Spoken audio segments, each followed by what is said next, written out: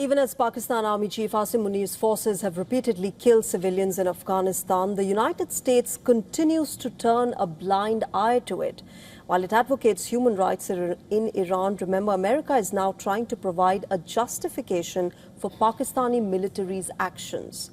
Amid the ongoing Pakistan-Afghanistan conflict, the U.S. State Department has asserted that it supports Pakistan's right to defend itself against terrorist attacks.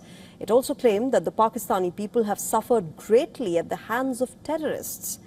The ground reality, though, is stark and opposite. Following Pakistan's recent airstrikes in the three eastern provinces of Afghanistan, that's Paktika, Kunar and Paktia, that killed at least 36 civilians, visuals showed a spate of destruction. A number of houses were reduced to rubble. Distraught people were seen digging graves for the victims of Pakistani aggression. The locals voiced their angst against Pakistan's barbarity. While Pakistan accuses Afghanistan of harboring terrorists, Kabul, remember, has consistently denied this charge and instead blamed Islamabad for deflecting blame from its own security failures. Now, although both nations agreed to a ceasefire in October last year, the truce ended in February this year after Pakistan conducted airstrikes on alleged TTP camps in Afghanistan's Nangarhar and Paktika provinces.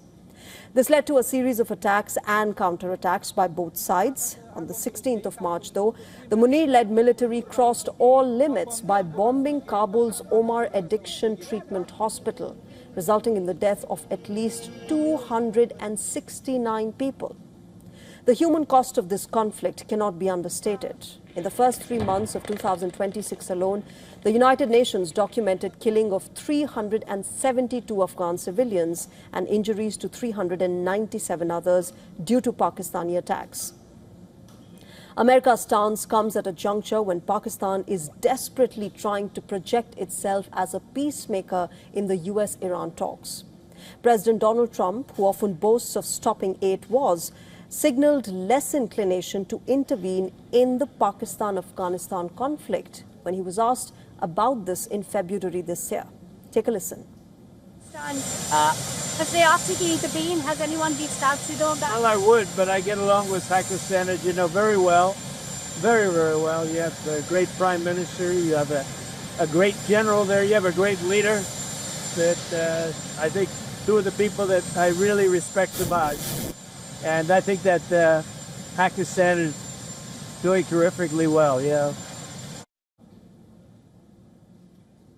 However, Pakistan's short-lived diplomatic limelight does not imply that all is well in the country. Remember, massive protests are underway in Pakistan-occupied Kashmir, where multiple protesters are now calling for freedom from Pakistan's illegal occupation.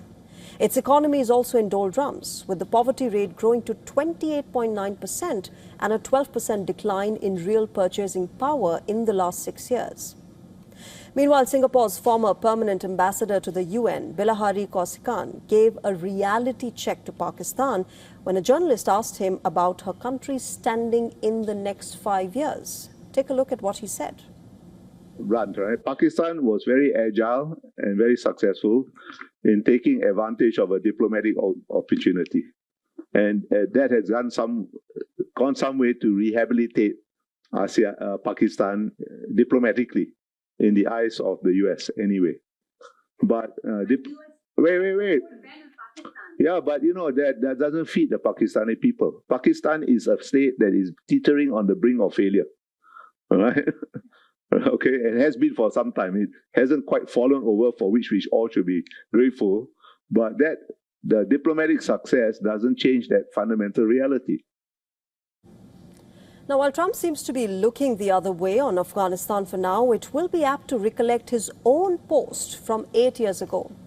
Back then, Trump had accused Pakistan of lies and deceit despite receiving billions of dollars in aid. Now, it remains to be seen whether history repeats itself.